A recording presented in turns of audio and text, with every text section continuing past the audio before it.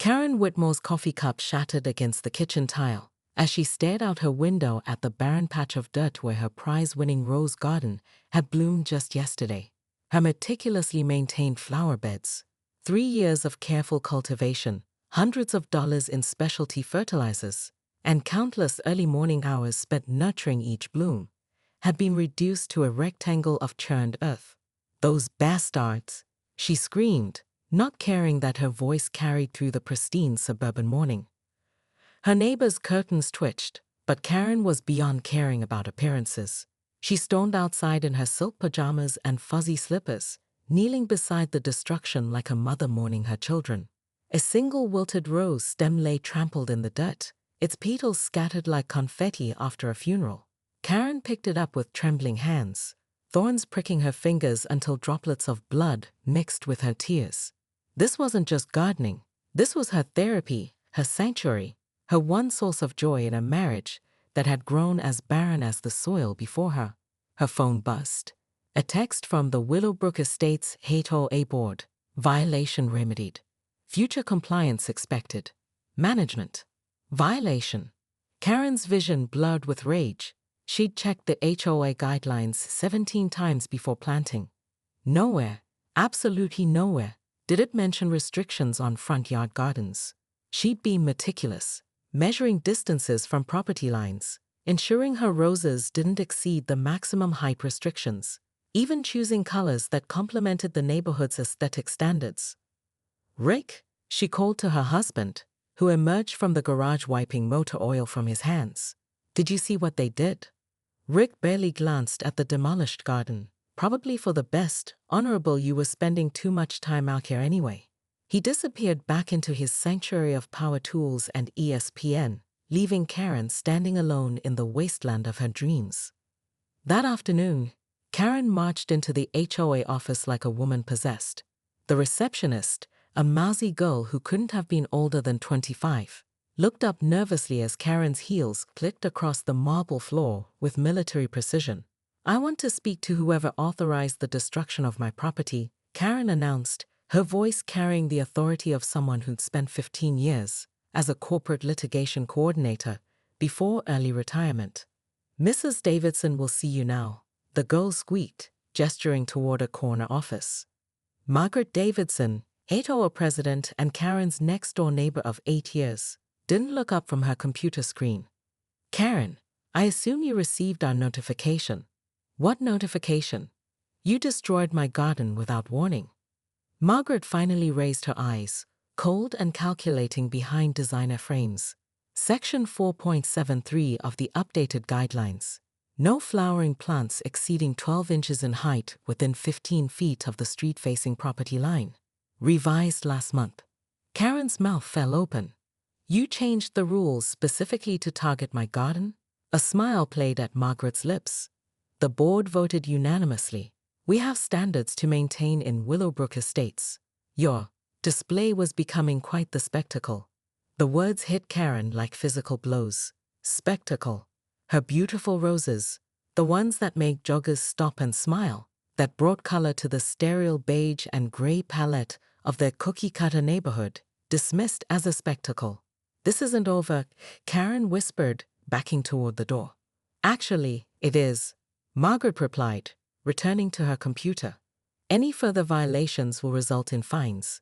Substantial ones." Karen drove home in a daze, her mind racing. She'd followed their rules, played their game, and they'd moved the goalposts anyway. As she pulled into her driveway, she noticed something that made her heart skip. A tiny strip of public land between the sidewalk and the street. Technically city property, outside HOA jurisdiction. A slow smile spread across her face as she stared at that narrow strip of freedom. Margaret wanted to play games. Karen had spent years navigating corporate warfare, and she knew how to find loopholes. The war for Willowbrook Estates was about to begin. The certified letter arrived on a Tuesday morning, delivered with the solemnity of a death warrant. Karen signed for it with steady hands, though her heart hammered against her ribs as she read the contents. Notice of legal action, harassment, property damage, and intentional infliction of emotional distress. Margaret was suing her for $50,000. Jesus Christ, Karen? Rick exploded when she showed him the papers. $50,000 over flowers? Are you insane? But Karen was already on the phone with her former colleague Janet Morrison, now a partner at the city's most aggressive litigation firm. Jan, I need a favor, and I think you're going to enjoy this case. Within hours, Janet was sitting in Karen's living room, reviewing the HOA's guidelines with the focused intensity of a shark scenting blood. They changed the rules retroactively without proper notice. And this Margaret woman is suing you for planting flowers on public property with city permission. Janet's laugh was sharp and predatory. Oh, honey, I'm going to enjoy destroying them. But Margaret had been busy too. Over the next week, Karen discovered the true extent of her neighbor's vindictiveness. The city received an anonymous complaint about Karen's loud gardening activities disturbing the peace. Her car was mysteriously keyed in her own driveway. Dead flowers appeared in her mailbox with notes reading, "This is what happens to troublemakers." The psychological warfare escalated when Karen found her sprinkler system sabotaged, leaving her public garden withering under the brutal summer sun. She installed a security camera the next day, hidden among the snapdragons like a floral surveillance operative. The footage she captured changed everything. At 2:30 a.m. on a Thursday night, the camera recorded Margaret creeping across the street with a spray bottle, methodically poisoning Karen's flowers. But more damaging was what the microphone picked up. Margaret's voice as she worked, muttering about "that bitch," and detailing her plans to make her life hell until she moves away. She's documenting her own harassment campaign. Janet laughed when Karen showed her the footage. I've seen prosecutors with less evidence than this. The video went viral when Karen posted it to the neighborhood Facebook group. Within hours, it had been shared hundreds of times, complete with Margaret's poison bottle confession. Local news picked up the story. HOA president caught poisoning neighbor's garden in midnight revenge plot. The court hearing became a media circus. Margaret arrived with an expensive lawyer and a carefully crafted image of respectability, but Janet methodically dismantled her case piece by piece. The retroactive rule changes, the targeted harassment, the property destruction, the death threats disguised as anonymous notes. Your Honor, Janet concluded, this isn't about flowers. This is about a woman who used her position of power to systematically terrorize a neighbor for the crime of bringing beauty to their community. The judge's ruling was swift and brutal. Not only was Margaret's lawsuit dismissed with prejudice, but Karen was awarded damages for harassment, property destruction, and legal fees. The HOA was ordered to reimburse homeowners for any fines levied under the retroactively changed guidelines. But the real victory came 3 weeks later at the emergency HOA board meeting. The community room was packed as residents voted to remove Margaret from the presidency and dissolve half the existing guidelines. Tom got approval for his solar panels. Sarah's kids got their swing set back. And Karen was elected to the board with a mandate to prevent future abuse of power. Standing at the podium, looking out at faces that had transformed from suspicious strangers into actual neighbors, Karen felt something she hadn't experienced in years: belonging. At 5:47 a.m. the next morning, Karen was on her knees in the strip of public land between the sidewalk and street, digging holes with the determination of someone planning a prison break. Her designer gardening gloves were caked with mud, her yoga pants grass-stained, but she'd never felt more alive. What the hell are you doing? Margaret's shrill voice cut through the dawn quiet. Karen didn't look up from transplanting a particularly vibrant pink rose bush, beautifying public property. As a concerned citizen, you can't plant anything there. Actually, I can. Karen finally straightened, brushing dirt from her knees with theatrical flair. I called the city planning office yesterday. This strip belongs to the municipality, not the HOA. I have written permission. She waved a piece of official letterhead like a battle flag. Margaret's face cycled through several shades of red. This is harassment. This is gardening. Karen knelt back down, positioning a cluster of yellow marigolds with artistic precision. Beautiful, isn't it?